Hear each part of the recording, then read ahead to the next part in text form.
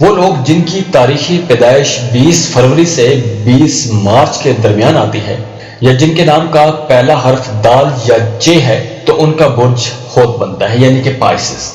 Pisces والے لوگ بہت چلاک ہوتے ہیں مگر بے وقوف ہوتے ہیں۔ یہ سال آپ کی زندگی میں عجیب و غریب حالات لائے گا، کبھی خوشی کبھی غم ملے جلے اثرات کا حامل ہوگا۔ آپ کا حاکم ستارہ مشتری سارا سال 11ویں خانے میں رہے گا۔ اس کا تعلق امیدوں اور خواہشوں سے ہوتا ہے۔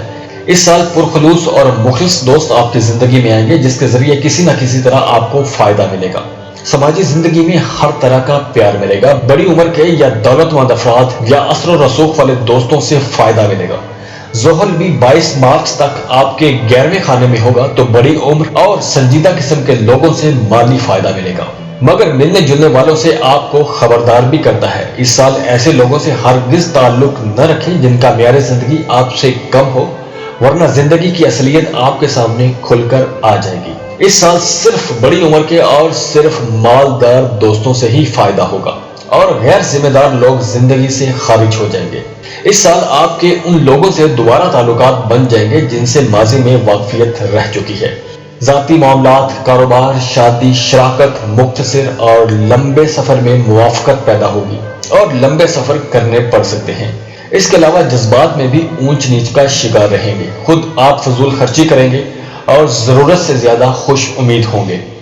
زحل 22 مارچ کو 12ویں خانے میں جائے گا، یہاں اس کو 11 مئی کو رجت ہوگی، 3 جولائی کو دوبارہ 11ویں خانے میں آ جائے گا، 29 سپٹمبر کو سیدھا ہوگا اور 17 دسمبر کو 11ویں خانے میں رہے گا۔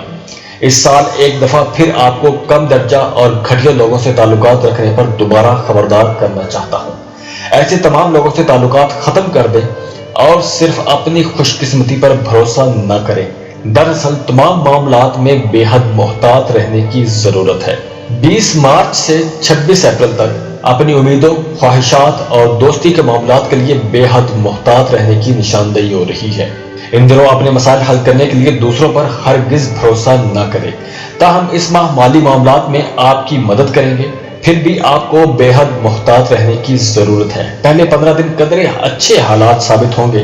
4 مئی سے لے کر 21 مئی تک کسی قسم کی شراکت داری بالکل نہ کریں، ورنہ آپ ساری عمر پچھتائیں گے۔ البتہ مئی کا مہینہ پہلے سے شادی شدہ یا کاروباری شراکت رکھنے والوں کے لیے یہ مہینہ اچھا ثابت ہوگا، اور اسی مئی کے مہینے میں شراکت دھوکہ دہی یا فریب سے ختم بھی ہو سکتی ہے۔